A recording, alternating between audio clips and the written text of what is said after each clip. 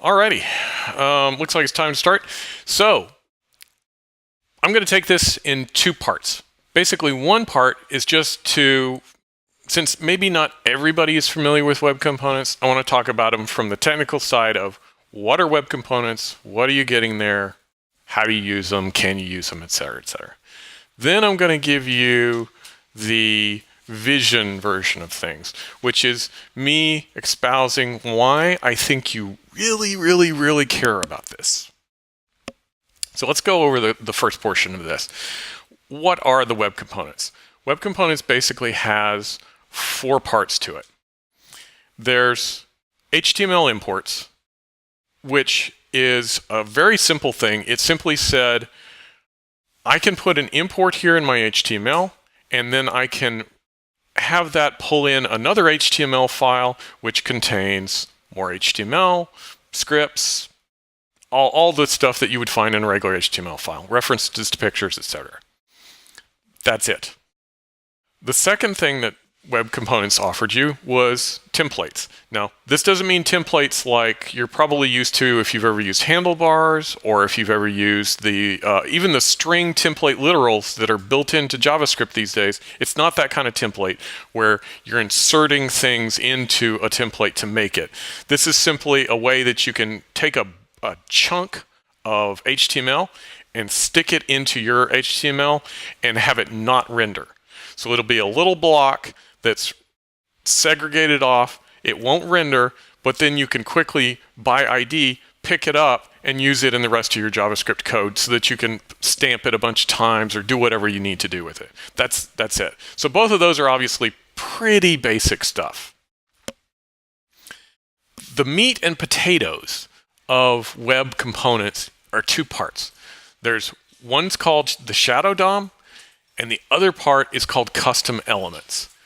Now, custom elements, I want to cover that one first because that's going to be the closest to the things you're probably already used to.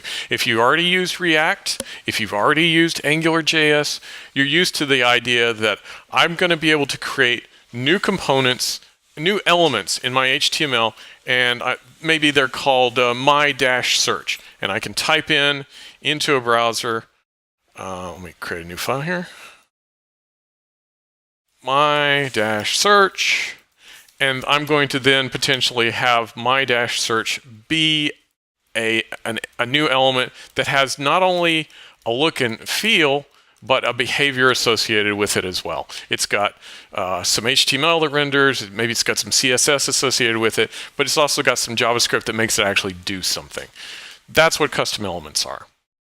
And then finally, the last part of web components is the shadow DOM. And the shadow DOM, what it brings to the party is two things. One is, if I was going to create custom elements like this one, maybe that's got a certain look to it. It's got a certain field, it's got a certain coloration to it, the button that's associated with it, icons, it's got a certain layout and style to it. And when other people import that, they want it to look the same way. That means I want to be able to build components and have CSS associated with them that when they stick it in their page, their CSS won't bleed into that component and actually make it all caterwauky where suddenly things end up wrapping in ways that they don't want it to, and the fonts change and the colors change and all kinds of stuff like that because their CSS bled into my control. And also, they don't want the opposite, which is I adopted this control and I stuck it into my page, and all of a sudden it broke the rest of my page, and now all the rest of my buttons are red because their button was red. I don't want their CSS in that component to bleed into my page. Those two things are what the shadow DOM gives you. That separation where you can cut off at the boundaries of your component and say, this CSS, it's only for this component. Don't let it go into the rest of the page, and don't let the page mess up my control. So right away, if you're already used to things like React or Angular, maybe the shadow DOM portion of that is somewhat appealing because you may not have a good solution for that as it is today. So that's something that might be somewhat appealing to you, even if you think, I've already got a good solution for components that I'm building. But I would argue, and here comes the philosophy portion of this, I would argue that if you start a project today, you probably don't think first thing, boy, which version of jQuery am I going to use to start this project? That used to be a thing. Probably 4 or 5 years ago, you would have thought, I'm about to start this project. I'm going to stick in jQuery the first thing into my HTML, and I'm going to start working from there. But today, probably you don't do that anymore. And as a matter of fact, you may not even have jQuery in some of your projects unless you're pulling it along because it's a legacy piece from Bootstrap or some other piece that you use that still requires jQuery. I would argue that React and Angular and Ember are going to be viewed 4 years from now, we'll say, or 3 years from now, the same way we view jQuery today, because web components solves the problems that they solve, but it's built into the browser and it works very, very well.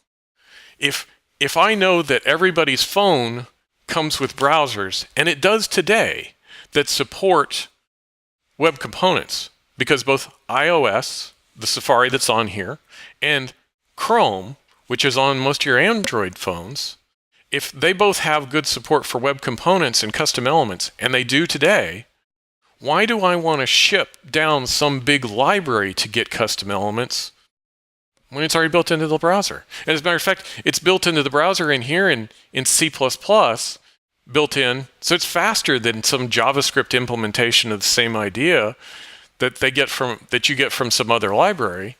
It's a faster, better implementation of custom elements than what you're already used to. So I think that you want to pay attention to web components because it's what you're going to be using in the future, and probably less and less and less the libraries that you're already used to, like React or Angular, or Ember if that's your particular flavor of thing, or Preact or whatever. So let's talk a little bit about what it really looks like to build something with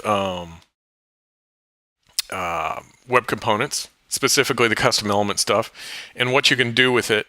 And then maybe it'll be a little clearer why you might actually care about it. So let's look at an example. I wanted some project to start with, and I wanted something that would kind of be not super simple. The hello world and to-do stuff that you see all the time always strikes me as kind of, it's either not realistic or it's kind of been done to death.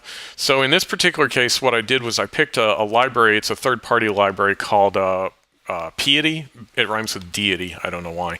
But it's a little library for microcharts.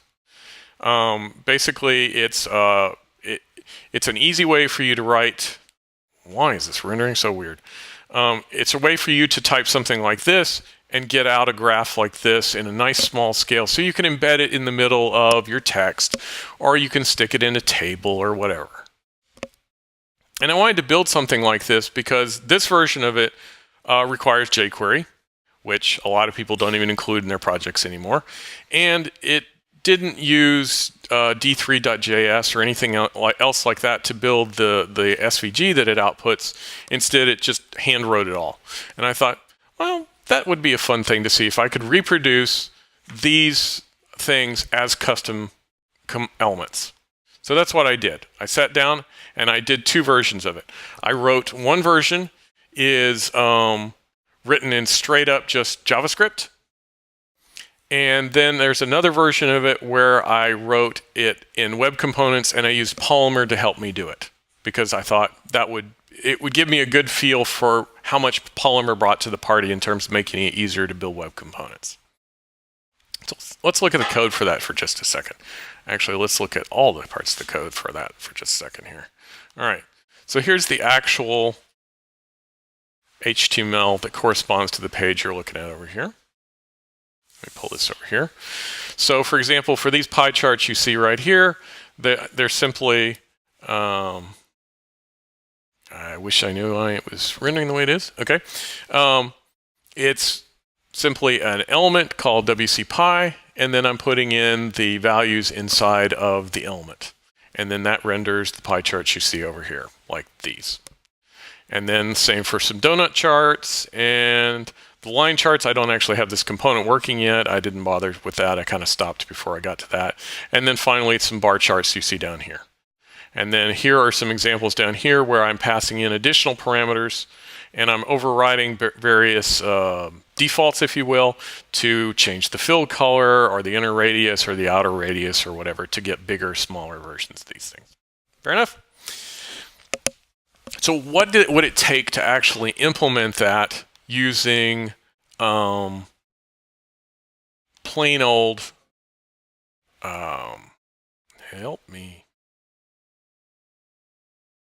There we go. What would it take for me to be able to build what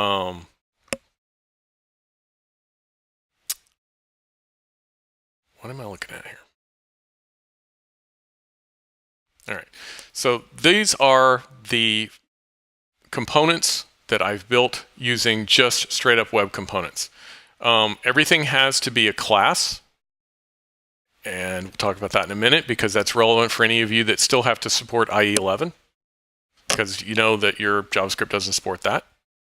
And then in this case, I did straight up class inheritance. Since all of the components, I knew that they had kind of some shared behaviors, I was able to build a class, and then I was able to subclass that to build the individual types of components. So for example, I was able to build quite a bit of functionality into the base element, and then make a pie that reused most of that, make a radius that got most of its behavior from the pie chart, and then do the same thing again for the line and the bar chart, reusing a lot of the same code, just using class inheritance that's built into JavaScript.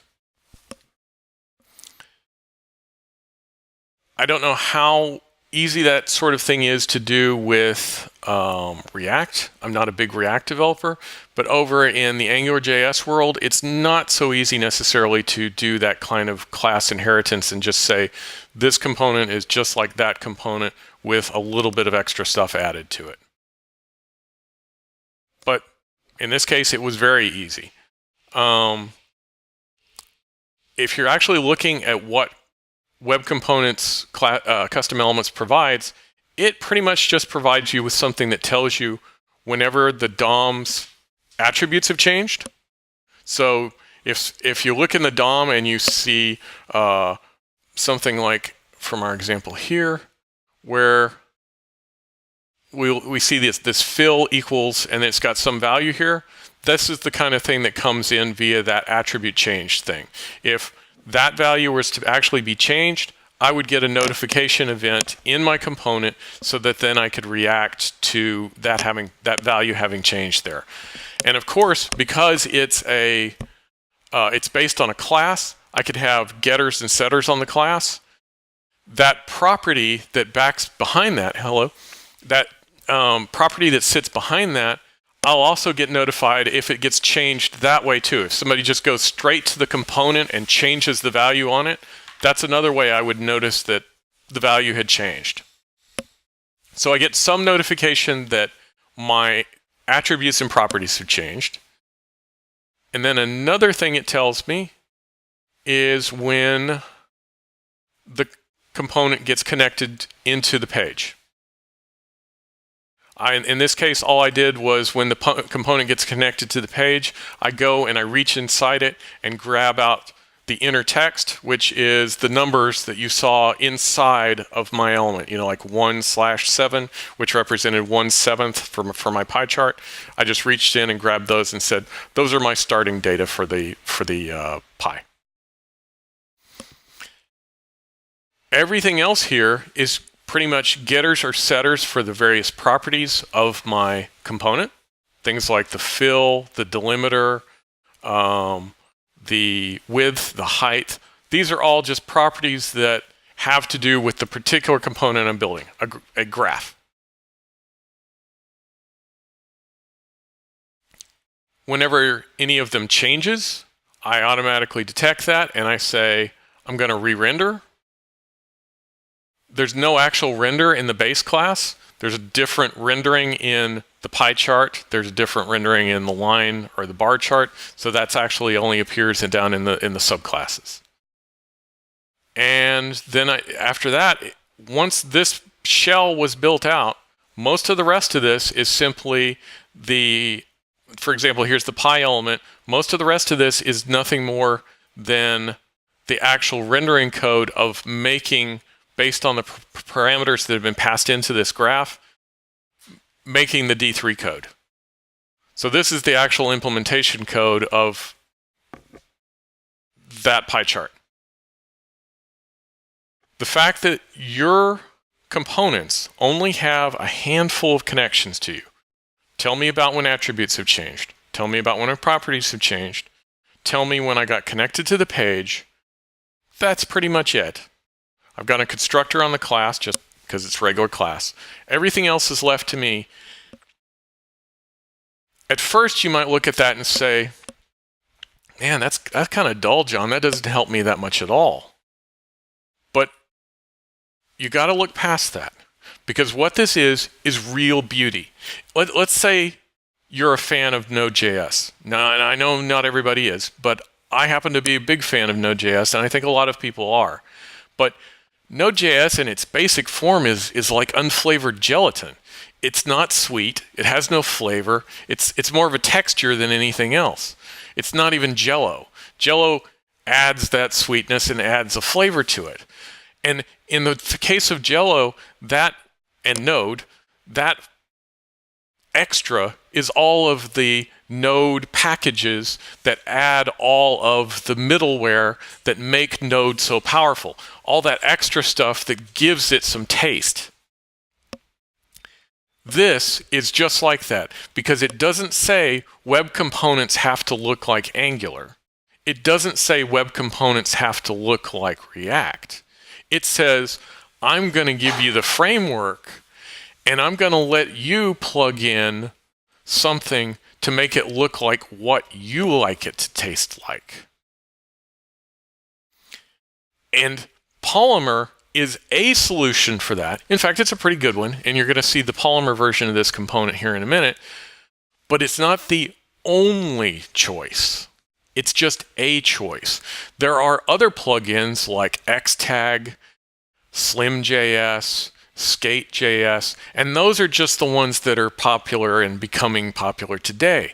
I would argue over the course of the next few years, you're going to see more and more people say, well, I can make this look much more like what I'm used to with React, or much more like what I'm used to with Angular, or I've got an idea for something new that doesn't really look like either of those things, but I can make a plugin for this that does the things that I need it to do, of template rendering and taking an attribute and turning that into a mapping to get me to a JavaScript variable. Because I mean, we all have to deal with that, right? When I'm in here and I'm doing React code or AngularJS code, often what I'm putting into this element right here is I'm putting in something that actually corresponds to a JavaScript object over here, right? Well, we're used to how Angular turns some string there into a connection to a JavaScript object, or we're used to how React does that. But in the case of web components, it doesn't dictate it has to be like this. It just simply says, here's the string, it just changed, you do what you do with it. And if we hand that off to a library, that library could do it React style like we're used to, or Angular style like we're used to, or something completely new to connect our pieces together. I think there's a real piece of art here. And I really hope that maybe after I've shown you what the Polymer version of it looks like and show you some other examples, maybe it will be worth your time to play with it at some point and see if you can see the art in that. Maybe it'll appeal to you as much as it has to me. So let's look at what a Polymer version of that same thing looks like. What you'll notice immediately is there's a lot less code because they provide solutions for a lot of things that I had to write by hand when I did my version of it.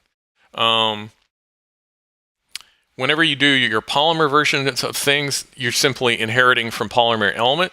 You're extending their implementation of stuff. Again, you recognize connected callback. That is part of the standard web component stuff. You call their connected callback.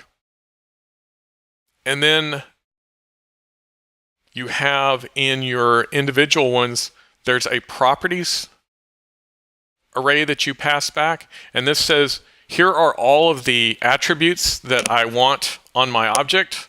Here's what the type is of what I'm expecting for each one of them. Here's a default value for it. There's opportunities for you to say, this one is calculated like this is a value, but whenever they change this value and that value, you can recalculate what the new value is, or you need to go off and make an API call in order to get this value. Those kinds of things are all provided by Polymer, fairly easy ways to do those sorts of things.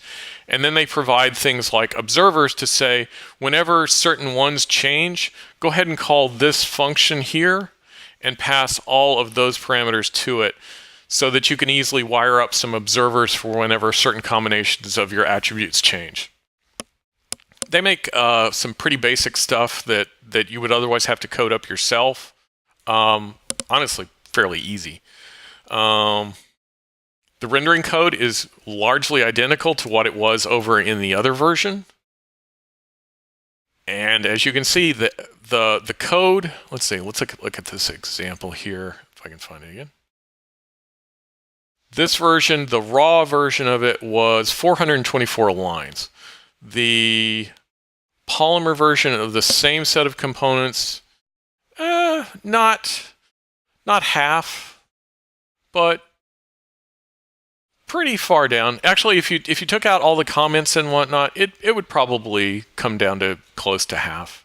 It's not nearly as big. And if I was a real expert with Polymer, there's a good chance it would clock in at half of what the writing it raw version was. And as you can see, it'll operate exactly the same as the version above. These are both of the two same versions on the same page. You're not shipping down something that pretends to add custom elements to the page.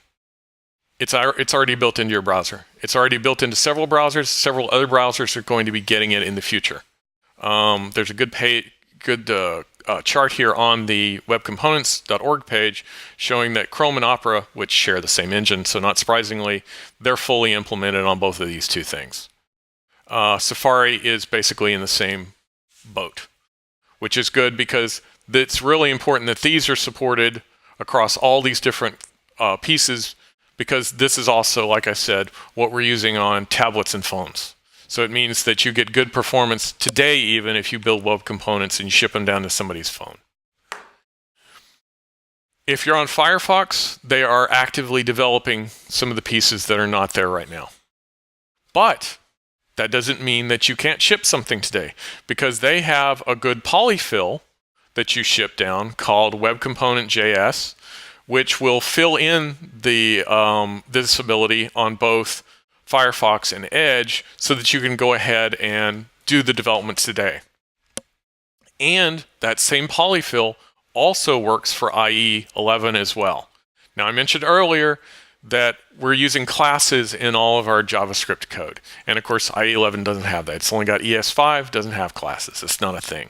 But if you run that code, this code, through Babel, so it's now compatible with ES5, and you can ship it down to the IE 11 people, then you add one additional tiny little shim. I think it's only just a few hundred lines, or not a few hundred lines, a few hundred bytes of additional JavaScript. It's just like a couple lines. If you ship that in addition to the polyfill, then that will connect to the classes which come out of Babel, so that you can also use these components on IE 11 as well. So you are covered for being able to support any basic browser you ought to be supporting today. the next example I wanted to build something that actually got used by real people, just to kind of start getting a feel for how people reacted to it. In this case, I built something which was, it would take forever to explain this, but it was all about, it scraped one web page, it made a bunch of information available to people, et cetera, et cetera, et cetera. The driving things for it were that I wanted to have multiple components on the page. I wanted to be able to deal with a large number of table elements. I knew it was going to probably hit several thousand table elements, and I wanted it to still be performant when people used it, and when they used it in particular, when they reloaded the page or they loaded on their phone or something like that, I wanted it to still work well. And as you can see, it renders several thousand elements quite quickly. It has no problems getting them up and rendered. And even if you go to it on your phone at hammurabi.ga, this is port 3000 in this case, but I think you'll find it performs quite well on your phone as well to have rendered that many elements and be able to interact with it. And then you can do some sorting and stuff like that and say, I'm only interested in certain elements. And it's doing that all client side. These are nothing, there's no magic to this. This is all stuff you're already used to doing. If you're a React developer, if you're an AngularJS developer, you're not going to go, oh, wow, that's amazing. But it does it. It does it well. It does it well on your phone now. I'm not shipping down a large library to do it. In fact, if I'm using something like Polymer, like I mentioned, it's middleware. That additional shim of code that fills in the gaps to make it easier for me to write my code is now significantly smaller than any of the other libraries that I was used to looking at. I think I've read that the main Polymer download for people to be able to build their own components is something like 12K. That's a small cost to ship something down that allows me to write nice components.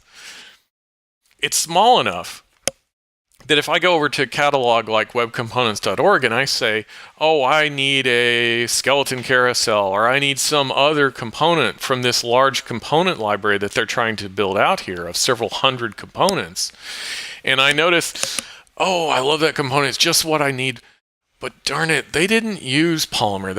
I used Polymer for my own stuff, but they used SlimJS.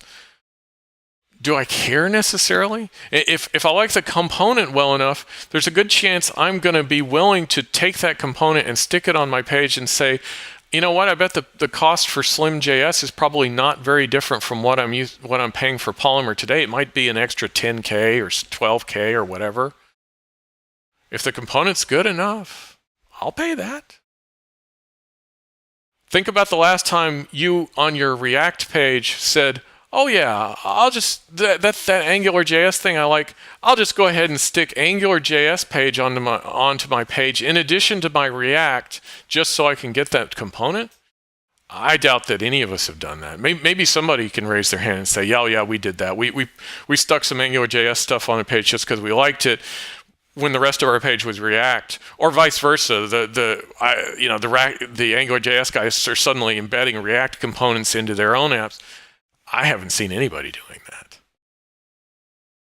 But if the small additional cost to have some components that I like is some extra little piece of middleware,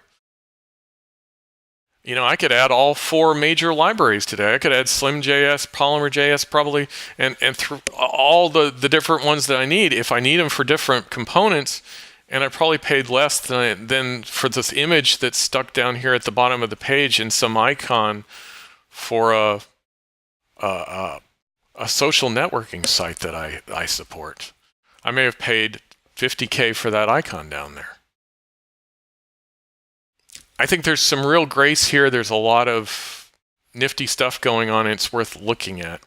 I've thrown together another one here. This is an example of one that's kind of silly. There was a book I enjoyed a lot called The League of Regrettable Superheroes. It was all about terrible superheroes that people had come up with and done comics for in the 40s and 50s and all the way up to the present day. And I realized that all the old ones, the ones back in the 40s and whatnot, probably the comics were out of copyright. And I looked around, and sure enough, there's a website that collects old out of copyright comics. And the vast majority of them, the comics are just open source. There's no copyright on them anymore. They're out of copyright. So I've been putting together something that would allow people to read some of these really bad comics just for fun. This one is also done exactly the same way. Really the only major difference here that's probably of note is that if we look at this example, let me bring it up.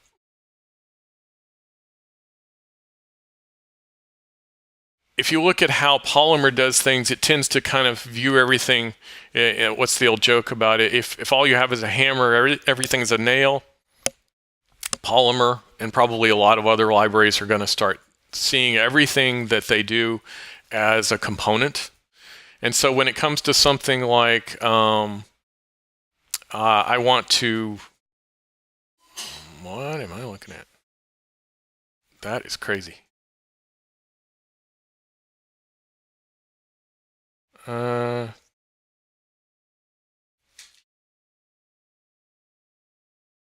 don't understand why my rendering is completely off. You should see a directory called components there. I'm going to have to figure out why it's not rendering correctly. Let me see if I can exit out of VS Code and bring it back up. My apologies for this. And it doesn't want to render. Let me see if I can find it online real quick so I can show you what I'm talking about. GitLab. Here we go. Repository files.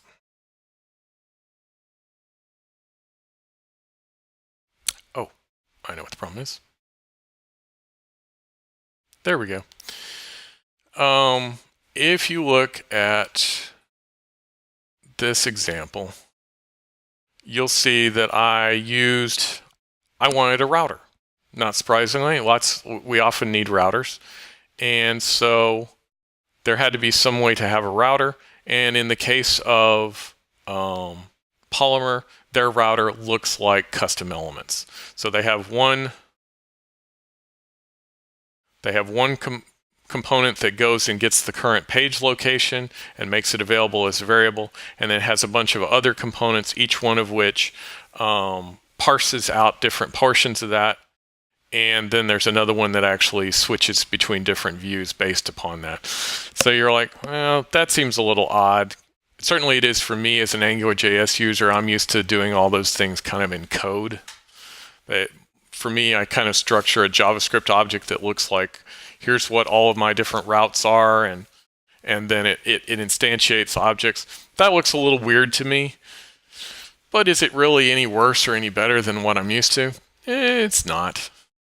But you'll see those kinds of things a bunch when you look at, for example, Polymer has a whole set of elements to help you do various things, render different choices of stuff, do different kinds of buttons or weirdness and whatnot. If you want any of those elements, great. If you don't, leave them behind. Maybe the router will be the only one you'll ever use. Maybe you won't like any of their other elements. It's kind of a take it or leave it thing. You don't really have to spend your data allowance on that if you don't want to use it that way. But that's kind of my sales pitch for why you really, really, really care about web components. Any questions?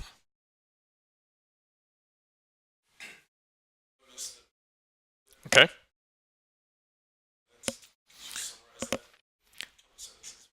Yeah. The first thing I talked about was that web components basically has 4 parts to it. So it's got an imports thing, which allows you to just pull in chunks of HTML, and then those in turn could have imports in them, so that allowed them a simple way to have kind of a hierarchical tree of stuff pulled into your browser if you needed to be able to pull components in. And then if those components depended upon other components, they needed a way to do that. It's important to realize that although the polyfill allows that to work across all the various browsers, pretty much only Chrome implemented it. And so at this point, the Polymer team has said, it's great, it'll continue to work, the polyfill will allow it to continue to work, but we're not going to continue using that in the future. Everybody else has already moved on. They've already decided that they're going to use JavaScript and Webpack to do that kind of thing.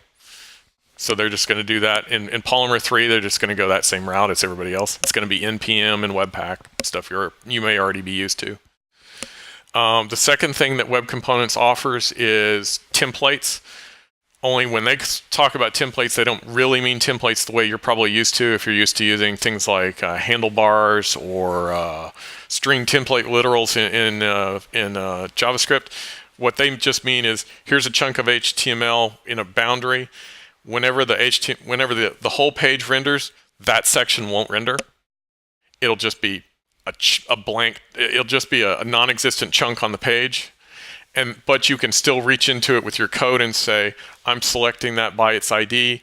Give me that chunk of template code. Oh, now I can stamp it as many times as I need to on the page, or I can do whatever I need to do to manipulate it.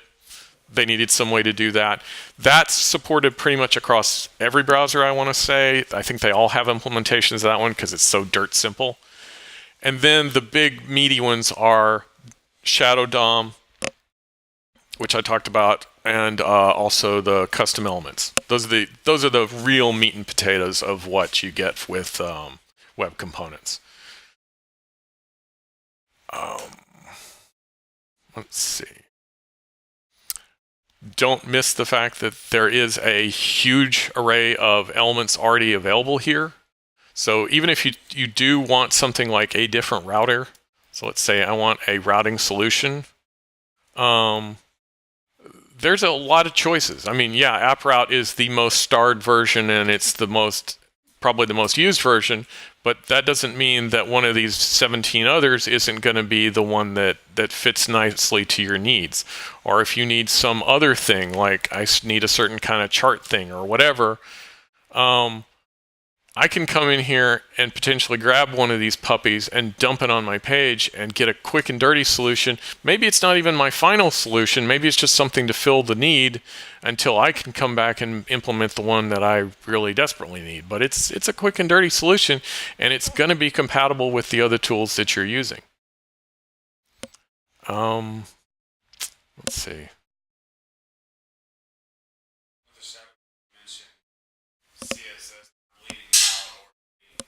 Yep.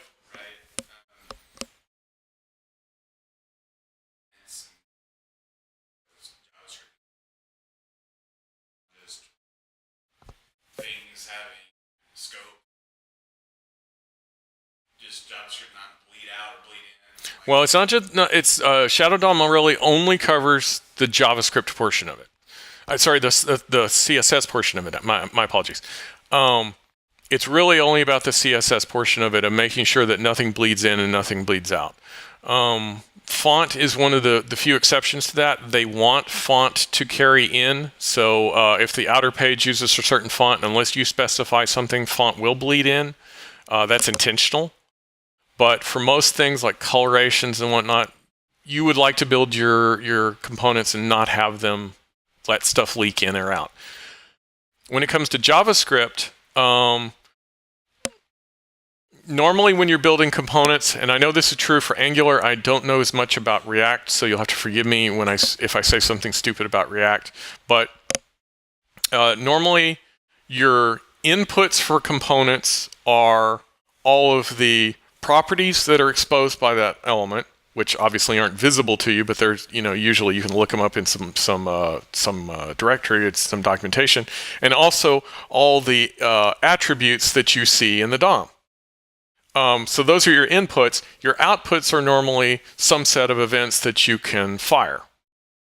That's still true for components here too. That is your usual way of notifying the outer world, oh, something has happened to me, I'm firing an event, some parent's going to capture that and then react to it. In Polymer, they provide a fairly easy way for you to say, I'm going to map to an event on my child, I'm going to put a function on it, and now my parent component can receive, whenever that child fires that event, my function gets called automatically and the parameters go into it. You probably have seen something virtually identical to it in React or AngularJS there. So they follow the normal pattern for that. Now let's talk about something that's actually very interesting there. Let me bring up. Okay, so nope.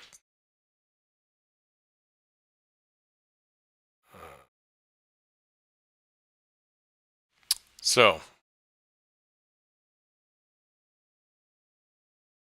this is a site that was put together by one of the team for Polymer, and it talks about specifically how well different popular libraries like Angular, AngularJS, React, etc. deal with passing their data in the form of, okay, let's say my page was written in AngularJS, but I'm now embedding web components onto the page to get certain pieces of functionality. When my outer page has a piece of data it wants to feed to one of those components, how well can it get a whole object, for example? How well can I take that object, put it on an attribute, and get it into the component? He wrote a bunch of different tests for that and said, okay, can I get a Boolean in there? Can I get a string in there? Can I get an array in there? Can I get an object in there? And he wrote a bunch of those, and he's tested those functions and said, can I create a component that can receive all these different kinds of things from Angular? Can I do it with AngularJS? Can I do it with CanJS or Dojo or any of the various libraries? How good are they at communicating with when they're wrapping components? And in some cases, they're not great. AngularJS, which is what I'm used to using at work, for example, doesn't get a fantastic score. It on basic tests for things like, oh, I need to put in a Boolean or something like that, yeah, it handles it well. If I need to pass in an object to that component, it doesn't work so well. And React also similarly has some issues with those things. Hopefully all the various libraries are going to fix those problems so that it will be easy to start the process of switching by saying, I want to get into this, but most of my code is already written in React. I want to be able to just maybe make some of my subcomponents this way now. Let me put them on the page. Let me start passing data into them. Let me start receiving events out of them. These scores kind of give you a feel for how much you might hit some friction on those things. Fortunately, in my case, we're probably going to move to Angular at work. I'm not in love with Angular by any stretch of the imagination. I don't think that there's a lot it brings to the party that web components themselves don't already handle. Part of the point for me of building first this, and then this, and then this, has been for me to learn them well enough with a variety of different projects to say, does this cover the stuff that I'm used to doing all the time anyway? And the answer for me is yes. Probably for all of my external projects that I don't have to do at work, I'm not going to continue using AngularJS anymore. There's no point in my mind in doing it anymore. It seems ridiculous at this point. At work, constraints are different for me. I lead a larger group. We bring people on sometimes. I can't just say, hey, web components right now, Polymer? Answer's probably going to be no for most of the people I bring online. So I'm not going to be able to just say, here's a bunch of code, get started with it. I kind of need something that they're much more likely to have hit already. So we're going to probably adopt Angular. For me, it'll be good that I can probably use this without any problems wrapping web components. If my whole project was written in React, that might be more of an impediment. I don't know. I'll try to provide something to everybody so that you can get this link and some others. There's some other links that I found that I think are really interesting in this area. For example, I don't know who's used to using React, if you don't mind. React. Okay, so three out of six are used to using React. Are you familiar with Storybook at all? Okay, so I'm getting one nod of the head, but everybody else is giving me a blank look. Storybook is pretty cool. It's basically a place for you to kind of say, I'm building out a component. I would like to have a bunch of use cases associated with that component. Let me let me be able to have a storybook that says, here's all my use cases, here's the component, and I could just flip between the use cases and immediately see my component do all its tricks. That's a nifty thing. It's kind of like what I'm actually doing with this page right here. I'm having to manually write out a page to do what Storybook does. But Storybook's got all kinds of nifty plugins to help me do things like, say, there's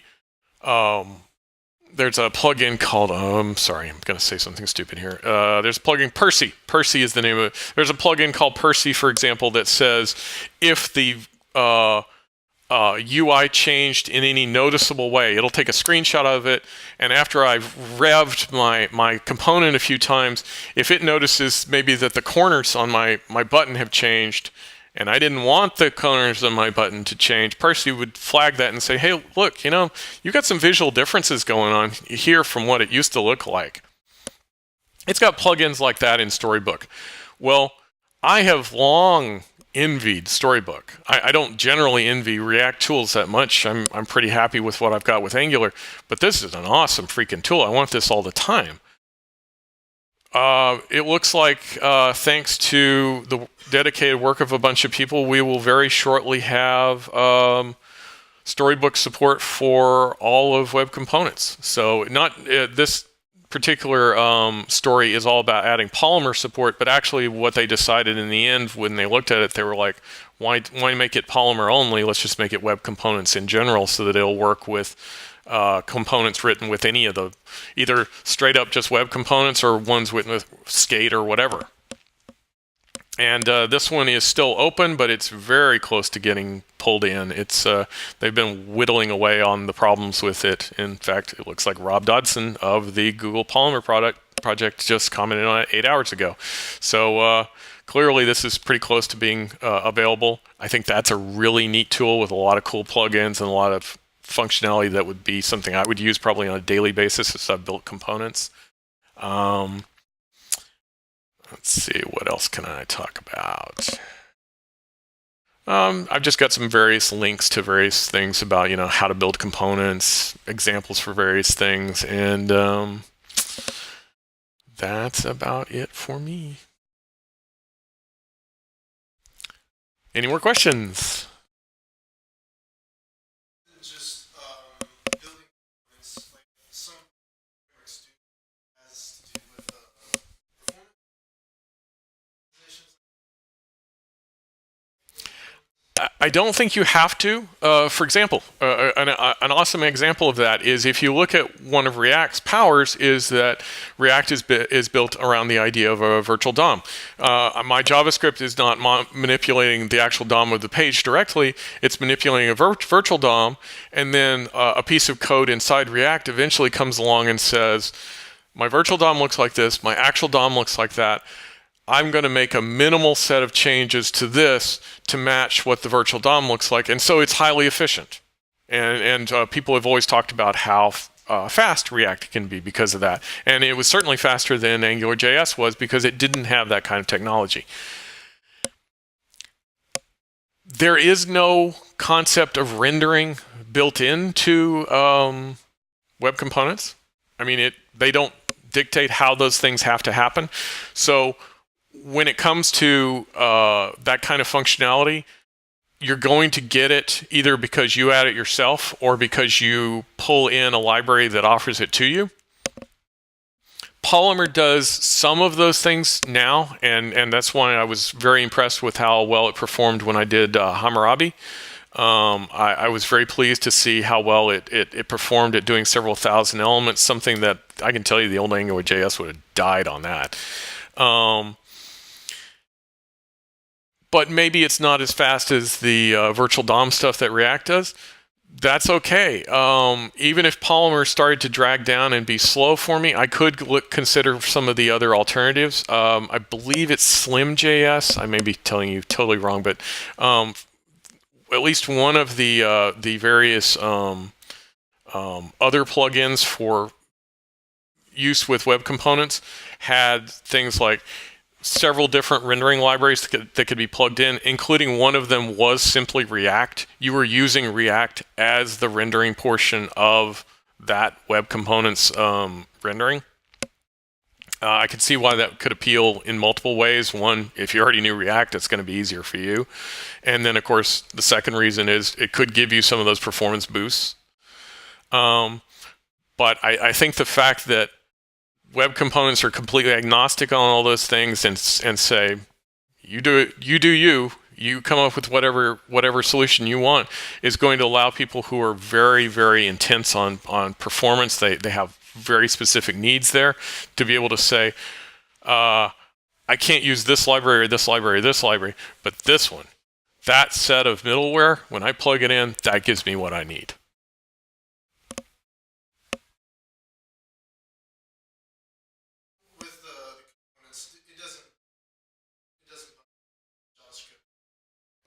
Nope. Today. So if you have multiple instances of like you just have like all.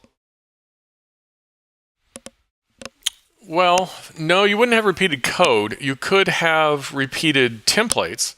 So that's an excellent question. So let's look at how that actually kind of plays out. So if I look at, let's actually bring up the debugger for one of these.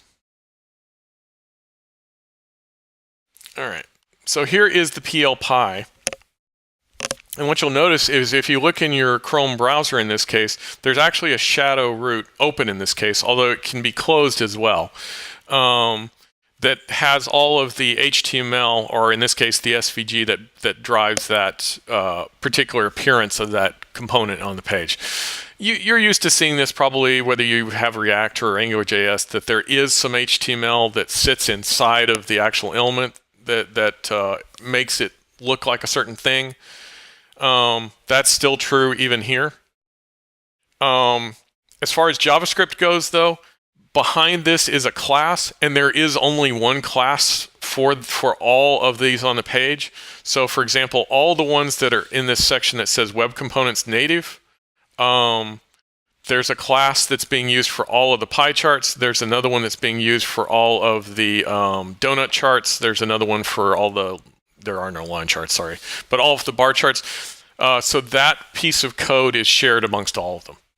And that's part of the reason why you'll get the, for example, the component callback. As each one of these was inserted into the page, the component callback was fired 1, 2, 3 times, for example, for the bar charts. And there's also another function that fires as they get removed from the page as well. So if you had reason to wire up to that because it would affect some other thing, that's available as well. So you don't end up repeating those kinds of things. That's good. Let's see. Oh, actually, that brings up an excellent point. So let's say, I don't know if you noticed, but maybe a couple of months back, if you went to YouTube, the look and feel on YouTube changed. It now has a very different appearance than it used to have. Let's see if I can bring this puppy up. Let's go into...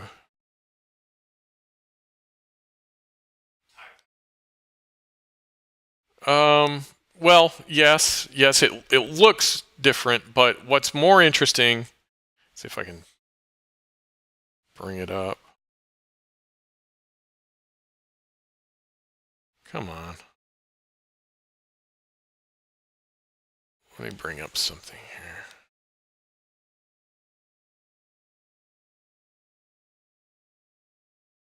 Okay, why does this not look right?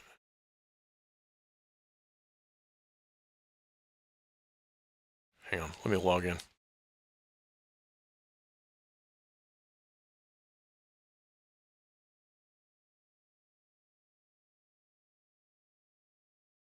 What I was going to say is that they are using Polymer throughout their pages now. And if you actually look at their page, I'm not sure I see why I'm not seeing it right now. Maybe on this machine, I'm not getting the new page.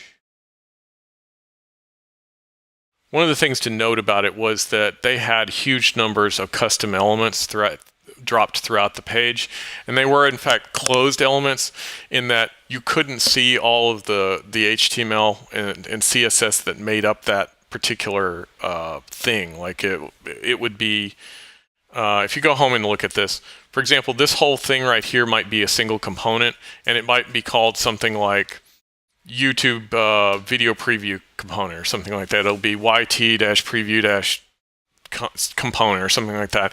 And you'll see all the attributes on it, but they've made it a closed component. You can't even open it. That element is what you see for that whole section right there. And it would have the title would appear there. The thing that links to would appear as an attribute. It just looks like the whole page looks like a bunch of custom elements. It's Polymer powering all that. Why I'm not getting that version, I guess maybe that's not rolled out everywhere. You're seeing it? Okay, excellent. Not really. It just cleans it up. It makes it a lot easier to read through the page if you're not seeing all that interior stuff there. It definitely makes it easier. Basically, the page starts to look a lot more like the tree view of it looks a lot more like the actual representational view of it. And you can kind of say, well, that component's that component's that, and that component's that. And then there's hardly anything else there. There are some other major users who are using components now. A lot of them are using Polymer, but I won't say that all of them are.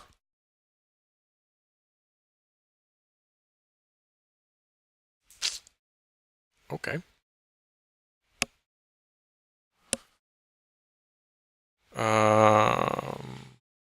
What else? Anything?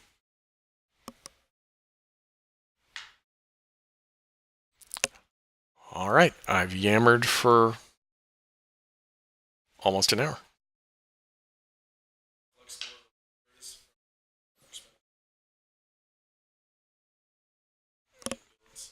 Not really. No, they most of them just have no. It depends on what you mean. If you're talking about at the web component level itself, there's nothing. It dictates nothing about how you're rendering or what you're rendering or anything. So you could literally draw anything you could do with any other component library or any other, as long as you can do it with HTML and CSS, they'll let you do it. But Polymer is more than just Polymer the library. Polymer is a set of elements that goes with Polymer. So if you go to Polymer project,